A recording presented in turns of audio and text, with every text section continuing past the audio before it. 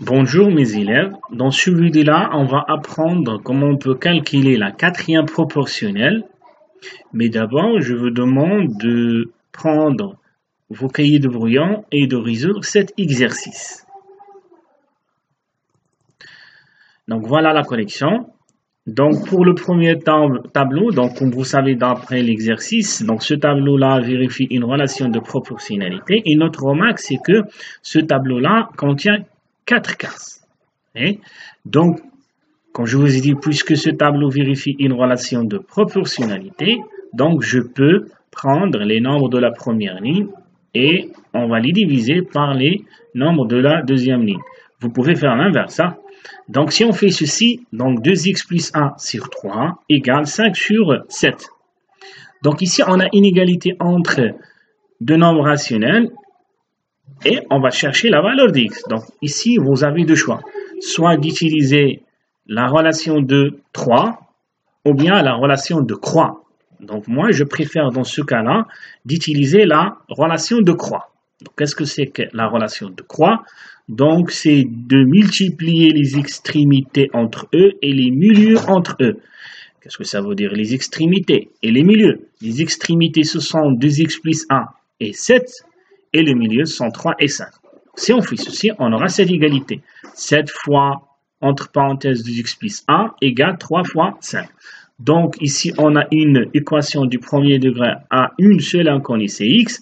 Donc, on va la résoudre. Donc, on va distribuer le 7. Donc, on aura 14x, c'est-à-dire 7 fois 2x, c'est 14x. 7 fois 1, c'est 7. Et 3 fois 5, c'est 15. Donc, je vais garder 14x dans le premier nombre et je vais déplacer les 7 dans l'autre nombre. On aura moins 7. 15 moins 7, c'est 8. Et par la suite, x, c'est 8 sur 14. Je peux simplifier par 2. On aura 4 sur 7. Et 4 sur 7, c'est la valeur de x. Maintenant, on passe au deuxième tableau. Regardez ici, on a également un tableau qui contient 4 cases. Et le tableau vérifie également une relation de proportionnalité. Donc, par la suite, je fais la même chose. Donc, x à la puissance de sur 6 égale 6 sur 1, c'est-à-dire on peut diviser les nombres de la première ligne par les nombres de la deuxième ligne, puisque là, le tableau vérifie une relation de proportionnalité. Et également ici, comme je vous ai dit dans le premier tableau, vous avez deux choix, soit d'utiliser la relation de 3 ou bien la relation de croix. Moi, comme je vous ai dit également, je préfère dans ce cas-là utiliser la relation de croix, parce qu'il est peut-être il est très simple. Donc, on va dire x carré fois 1, ce sont les extrémités, x carré fois 1, et 6 fois 6, ce sont les milieux. Donc, x carré fois 1, c'est x carré, et 6 fois 6, c'est 36. Donc, on a x carré égale à 36. Comme vous voyez ici, ça c'est une équation du deuxième degré à une seule inconnue, c'est x. Donc, pour vous, dans le collège, vous n'avez que la factorisation. C'est la seule méthode pour vous qu'on utilise dans le collège pour résoudre une équation du deuxième degré à une seule inconnue. Mais d'abord, on va déplacer le 36 dans le premier nombre pour avoir 0 dans le deuxième nombre. Parce que vous savez, dans la leçon d'équation, on va créer un produit nul.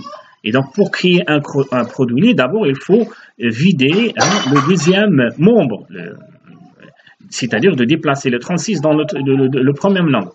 Et après, donc, il faut factoriser le premier membre. Et comme vous voyez ici, ça c'est une identité remarquable.